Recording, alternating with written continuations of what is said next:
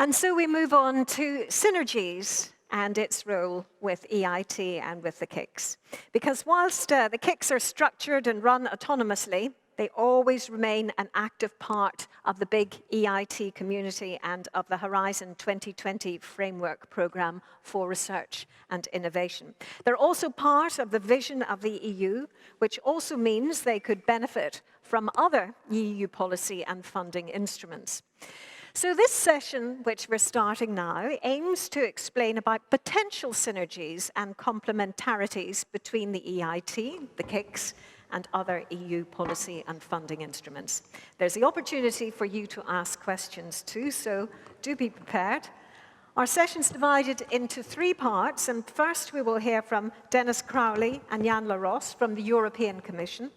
Denis Crowley will speak to us from the view of education policy, and Jan Larosse from the view of regional policy. So let's welcome Denis first.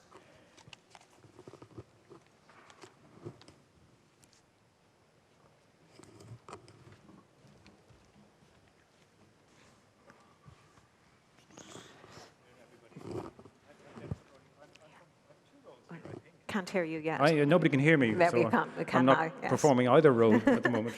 I was just saying that I have 2 roles, I think. Diana can confirm that. I'm from DG EAC, which is the service within the Commission which has an oversight role and a general oversight role in relation to the EIT. So I want to say a little bit about why these synergies are so important, or why we think they are so important, and why, in general. And then one area in which the synergies are important is the education area, the education being a hugely important aspect of what the KICs and the EIT do.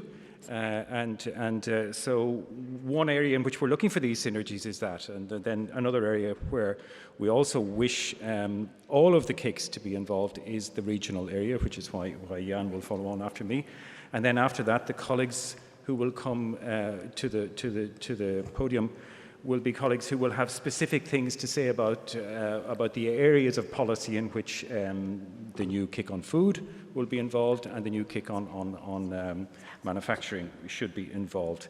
So, yeah, it works.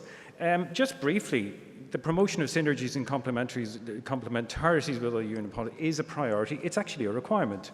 It's stated in the regulation that underpins the EIT, and it's stated in the Strategic Innovation Agenda, which is the formal engaging document which the EIT puts before the Commission, the Council, the Parliament every few years. So, you know, this is a requirement. That's one reason.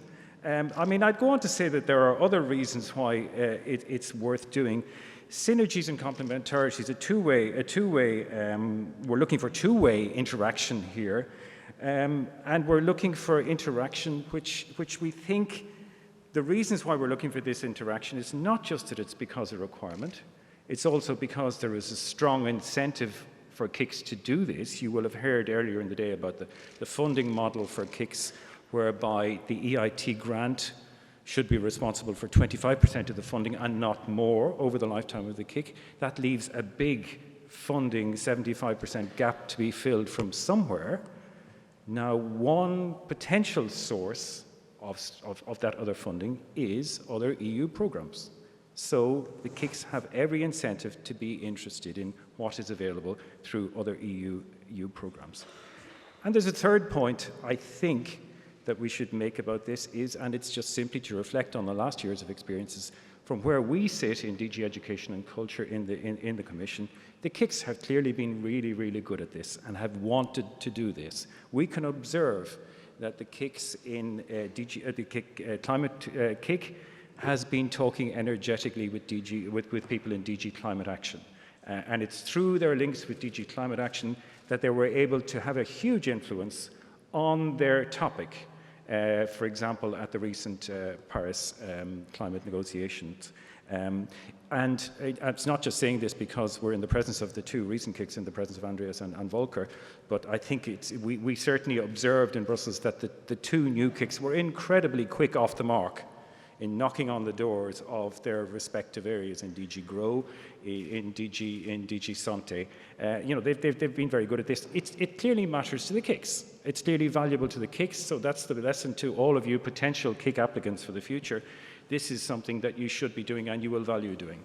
Now, that's the general pitch that I wanted to make, and then I want to say just a little about the issues in education that you should be paying attention to. Now, education and training, transversal activities for all of the KICs. All of the KICs will have educational programs, and the Commission has education and research programs that you're interested in. So my message is relatively simple.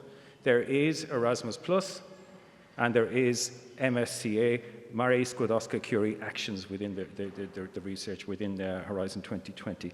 And both of those hold potential interest for you. We'll talk about Erasmus Plus first. Everybody knows Erasmus. It's very popular, it's very well liked, and it's about essentially funding of mobility of students. And funding mobility of students, it's worth remembering that that is parallel and close to certain elements within the KIC model, where we want the educational experience that students have within KICs to be international, to involve more than one institution, and to be challenging, and that those are the characteristics that Erasmus Plus is there to support. And bear in mind that Erasmus originally conserved as an intra-European program. Erasmus Plus is increasingly a globally open program. So, I mean, I'm going to skip through this fairly quickly. Erasmus Plus, the core of Erasmus Plus is mobility. 63% of its total budget goes to fund the mobility of students. It also goes to fund the mobility of staff, academic staff, and academic administrators. There is a specific provision for loan funding of mobile master's degrees. Just bear that in mind. Again, something that in the context of KIC education activities which focus on postgraduate activities could be of interest to you, could be of interest to the KICs, future KICs students. And it pays, there is also funding for joint master's degrees. Again, something which is close to the model of educational provision that we're interested in for the KICs. But bear in mind that 63% of the budget is for mobility.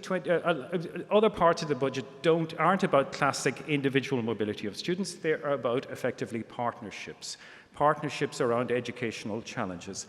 And it's, I think, this which is possibly the part of Erasmus Plus that you should be most conscious of, or I need to advertise most, if you like, that there are activities within Erasmus Plus which come very close to what it is that the KIC's educational experience should be about.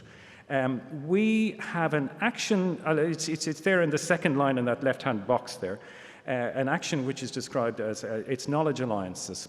There's an action on sector skills alliances which is aimed at the vocational sector, but knowledge alliances aimed at university level education, and it is intended to fund partnerships of universities and businesses to create new curricula, to create new study programs around interesting and innovative study topics. Very similar to what we're looking for from the KIC educational experience. Just to note here that there is nothing that would prevent a KIC and the partners within a KIC in their educational activities from developing a proposal which could be funded as a knowledge alliance within Erasmus+. That's the message I want to convey. There's a third strand to do with policy support, which is to do with the policy dialogue that we in the Commission undertake with member states and other educational actors. And there are just, there's been no interaction here between the KICs and this strand of activity yet. It's just to note that we've always had the vision, and we talk about the EIT, we say that the EIT should be about developing new things in education, innovative ways to delivering education. And as those emerge, we'd be interested in using the things that we fund under this action to actually disseminate those more widely. We'd like new things that are developed within KICs to have a wider currency or wider circulation, and this could be a mechanism for doing that. But I think that's further down the road, but it's also something we could be interested in. Now, does that bring me out of the area of Erasmus Plus and quickly into Marie Skłodowska-Curie actions? Classically, well known again, classically about individuals, researchers' mobility across borders to undertake research projects, and as such, close to not the education part of what KICs do, but the research part of what KICs do. And this is a set of action which is, again, like Erasmus. What everybody knows is the classic movement of individual researchers. There are a couple of other actions within it which are a bit more structured and structuring, which are a bit more like program activities within the educational activities. I'm thinking there in particular of Co-Fund, which can be used to create and develop and support the development of regional infrastructure for research purposes, and as such might be a reasonable point to move into what Jan is going to say about regional policy issues. But just note the fact that Marie Curie actions are there at the disposal, potentially, of the future KICs. So I think that's quickly what I wanted to say. I hope I haven't been too quick, but thank you. Thank you. Yes. And now Jan Larosse is here to talk about regional policy and how that works in a synergy with EIT. Jan. Good afternoon. I'm representing DG REGIO, the unit that is responsible for the Competence Center, Smart and Sustainable Growth. And within this unit, we also have the responsibility, say overall, the Commission to coordinate a smart specialization strategy. And that I think will also be a focus point in my presentation, how to find synergies. So synergies, of course, between the work that you are doing, want to do on the one hand, and more specific cohesion policies.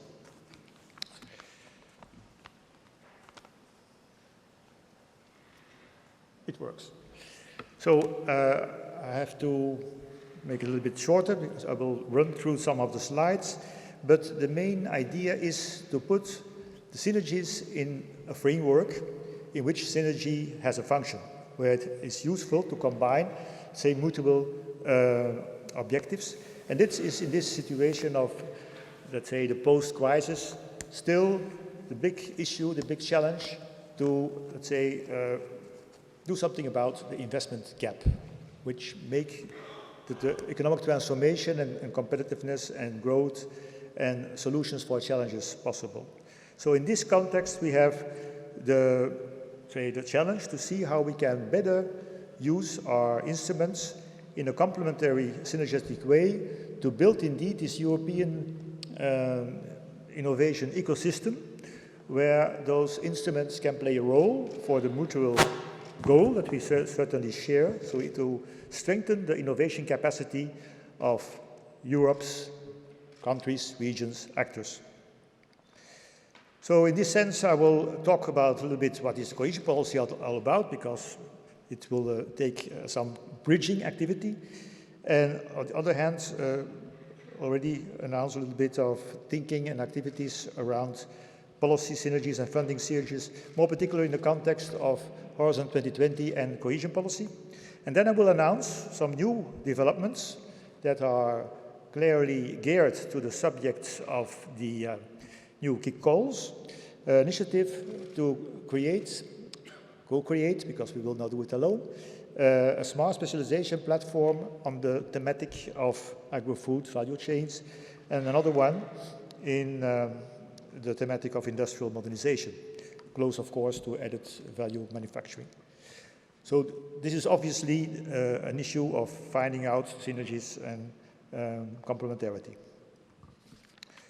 So the purpose of cohesion policy is very clearly cohesion, trying to, say, cover the disparities in development level between the regions in Europe that are, if not, hindering internal markets, certainly the monetary union. And in this sense, also research and development activities have to be seen in this context. So strengthen the capacity of regions to catch up and to increase their capacity for structural adjustment and for economic transformation. Another element is very important. Oh, there's another element that you have to know about cohesion policy. This is different from the Commission type of managed programs as the Horizon 2020. It's a shared management, meaning that the budgets, we'll talk about it, that are allocated to this cohesion policy are negotiated in a partnership agreement context, and then it's all the member states, the regions, that have the responsibility to translate this into operational programs. Commission monitors and is there. It's a different situation. So anyway, this is the new cohesion policy, 2014-20, just started, in fact. So we still have indeed lots of opportunity to see how we increase the cohesion, the synergies. And of course, it's geared towards contribution towards the EU 2020 strategy, and more particular in trying to focus better this enormous investment program, the biggest investment program of the European Commission, in fact, to have better results, more targeted. It's not about just spending money, it's really investing, trying to make sure that it has, through the investment logic, the return on investment and the impact necessary. So the consequences of this, that the funding in this period is much more concentrated on specific thematics, make it clear where the impact has to go. And there are also so-called ex-ante conditionalities, so preconditions before you can submit these programs. And more in particular, this precondition for research and innovation is to develop a smart specialization strategy. And when I'm speaking this moment, this has been delivered to a large degree. And also very important, the common strategic framework to announce already this effort for more coherence and synergies. So smart specialization strategies, it's a conditionality, it's a kind of administrative mechanism, but it's more than that. It's a kind of leverage of the capacity of regions to accelerate the use of research and innovation funding in a more targeted way, prioritized on those sectors that have the best opportunities for the future. So to make it more clear, short, we sometimes talk about the 4 Cs. So looking for research and investment activities that contribute to competitive advantage, differentiating yourself, modernizing yourself, not doing the same as anybody else, and therefore making choices, sometimes difficult choices, because this is, of course, no rocket science.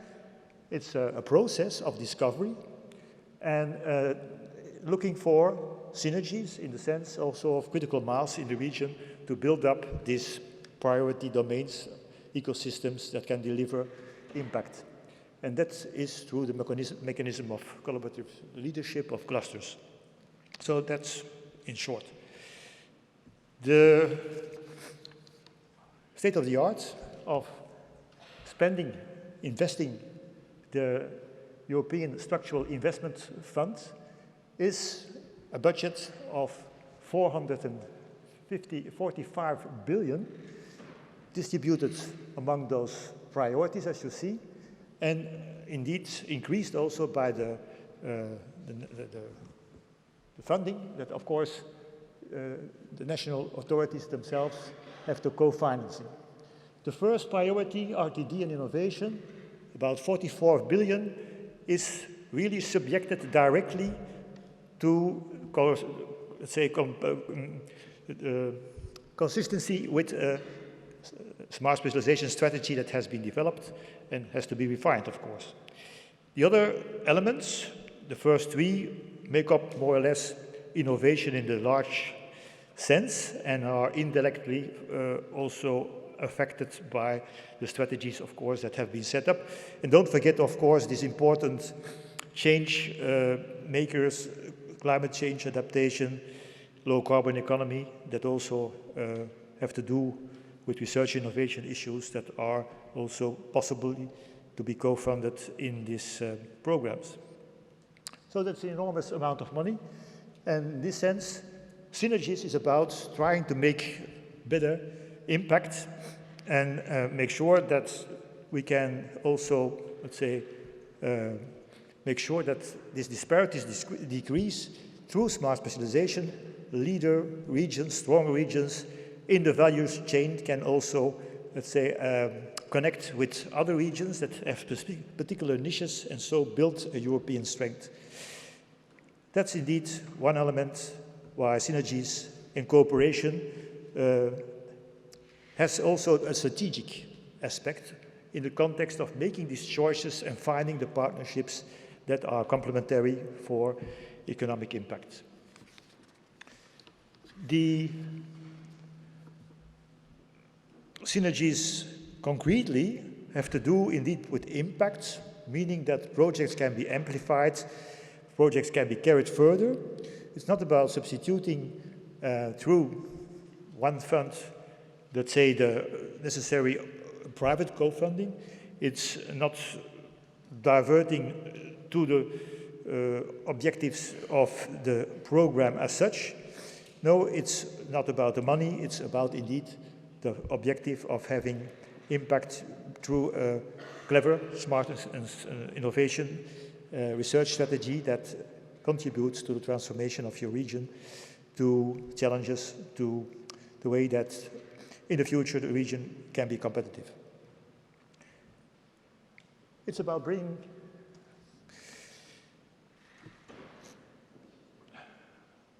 I will jump over that. It's different. As I already told you, the management infrastructure for that is different between Horizon 2020.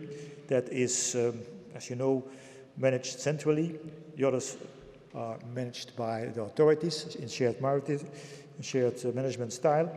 And the context of the territorial coverage is also very important. While most of the Horizon 2020 projects are international, of course, and without any specific territorial boundaries.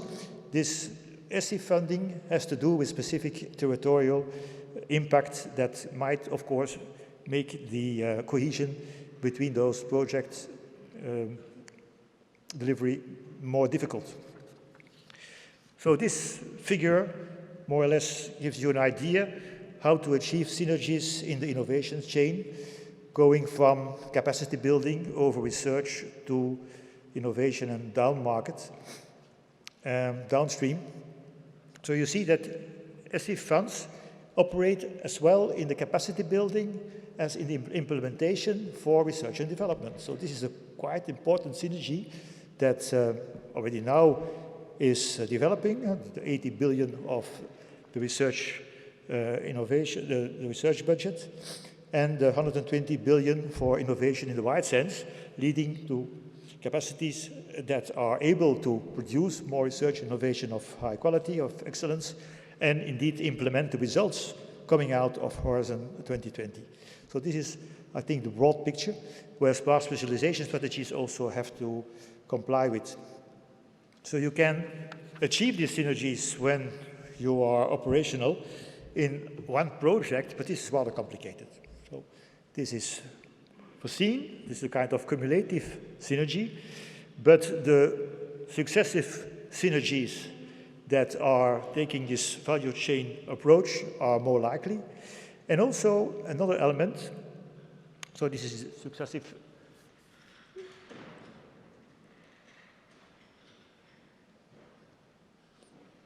The arrows take some time.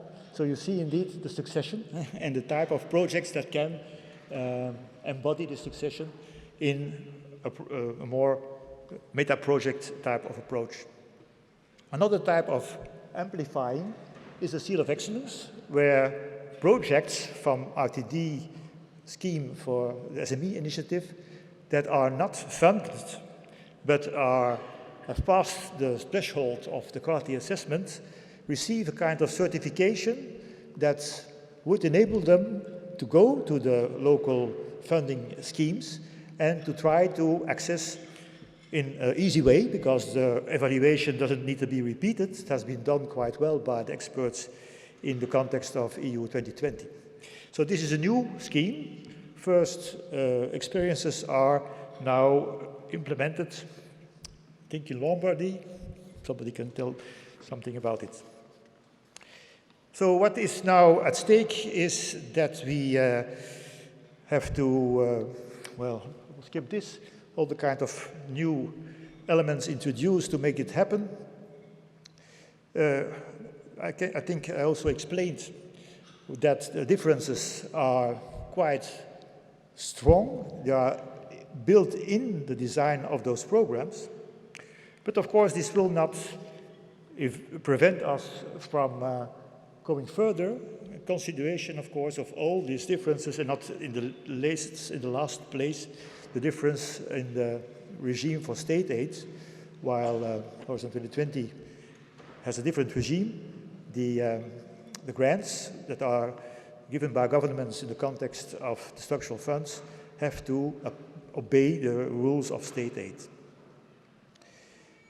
Anyway, the main message is about the complex challenge to make more of the cohesion, the synergy between the programs in view of their common goal to build the innovation capacity and innovation performance of European regions, has to do with technical issues, but most important is to think strategically, impact-oriented in the longer term, and to try to build in the references to these different environments ex ante, because if you are looking ex post, it must be much more difficult. And in this sense, both parties have to understand what is the win-win. What is the win-win for research to be closer to application? What is the win-win, of course, for development strategies in regions to, say, make use of the most important excellence networks in Europe? And this, in this sense, we have to look at it in a strategic way from the beginning of the design of the program cycle. That's why I'm happy to be here at the moment that the new cycle starts with the development of the, say, the strategy of the new KICs on food and on manufacturing. So I will skip this too. It's about taking into account, indeed, the environment of synergies, of instruments that you can use. And I will come back to the RIS3, the smart specializations, as an element that you could take on board. Anyway, it's practical. Also, you have to talk to people, how to find these managing authorities, for example. Well, there are tools for that. There's a website. There's also, I'm sorry. Yes, okay. This is the website where you can find some things. Now, I come to, in fact, the core of this introduction. When you see that implementation of cohesion, of this type of synergy and complementarity is not easy and needs to be addressed at the strategic level, to tell you a few things about a new initiative that is being taken in the context of more effective implementation of cohesion policy, and that is thematic smart specialization platforms. But partnerships in specific thematic domains where regions want to align their priority setting and to scale up their research innovation activities up to the European scale. So this is a particular methodology that has been developed in the last few years through bottom-up, let's say, experience, more in particular of the Vanguard initiative, trying to narrow down a big area into specific areas where you have a particular interest of your own actors, and where you see synergies with others through mapping, through matching, to do this at the European scale and accelerate the business. So what is different from the existing smart specialization platform, that is a joint initiative between different DGs and an initiative together also with the regions that have a lead role in mobilizing these specific areas where the joint investment, could say, according to the value chain, can be delivered. So it's about, indeed, going back to the earlier idea of the investment pipeline, contributing to this European fueling of this Juncker pipeline and increasing the quality and the level of investment through research and innovation. This is an important picture. It shows that we have, well, I skipped the previous one because this is the second one. Oh, go back like that. There you see an important synergy between cluster policies in the DG GROW and the smart specialization strategies in DG REGIO.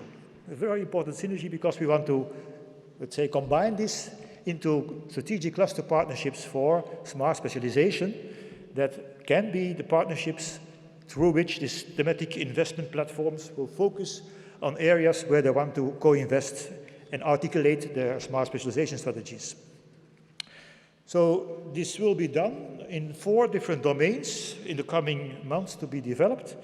The industrial modernization is close to, let's say, implementation, but we also think and are actively talking with our colleagues of DG REGIO, of DG Agri and DG RTD about agri-food value chains, and energy already has started somehow. So there are other subjects that will be launched in the context of a high-level event in June. How it will be done? This S3 platform has an important, let's say, inventory of existing priority setting. So this is already a starting point. You see, for example, that 85 regions have indicated priorities in the agri-food domain. And that, of course, is a first discovery of potential partnerships. But more important is to see this bottom-up process as we see it.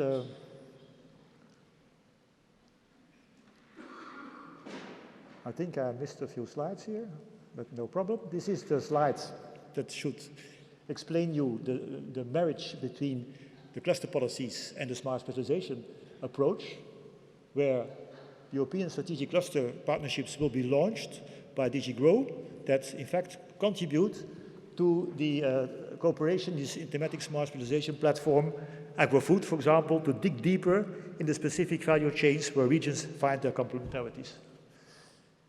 Okay, this is what I wanted to say, that S3 platform in Seville already is a precious tool to identify partners, for example, agri-food. You can look at specific domains where these 85 regions have indicated their priorities and have indicated their commitment, you could say. And then, very important is this experience where 28 regions now have worked already for a few years to develop bottom-up a dynamics of entrepreneurial discovery, of finding each other in very particular cases where they advance manufacturing for energy applications, high-performance production for 3D printing, nano-enabled products. So this is a coalition of about 20 regions, all more or less, that work on this type of projects for joint demonstration, combining their activities, research, innovation, go to market and increase, let's say, the capacity of finding solutions for different problems. That's important to have this experience because this is very concrete. What is the value chain, for example, of a 3D printing approach? In each of these segments, different regions have a different composition of actors. They can find each other. They have a different type of application domains where they are interested in. And altogether, it makes up the emerging European market for 3D printing applications that can be accelerated through this type of joint demonstration projects. Okay, then I'll finish with the last slide. So this is just the agenda. The last slide is about how to fit in the strategic dimension of this call. I think there's a very, very clear bridge in different elements of this call where you find that the KIC on added value manufacturing seeks to develop interconnected regional clusters we're talking about. So let's do it together. That the food chain is about defragmentizing these activities now in Europe that, well, are not finding critical mass. So let's try to find critical mass in different specializations. And of course, the regional innovation scheme that already was presented and that is making a bridge to the more lagging, let's say, more catching up type of regions. Conclusions, really the last slide. It's about a pot of 44 billion, 80% more in the south and the east of Europe. It's about trying to find a match with the priority setting still developing in these regions, because they have to focus on their economic transformation to be more effective. And it's about the strategic fit between the ambitions of the EIT that is fundamentally in the same eco-innovation system approach, of course, as smart specialization strategies are working on. And therefore, we have to see how it aligns, how the KIC can also more or less integrate a smart specialization, let's say, focus points in their excellence centers, in their network of co-location. And that is what we think we can discuss in the near future, because it's important to be partners in this new European eco-innovation system that has to be more effective, less fragmented, and achieving more impact.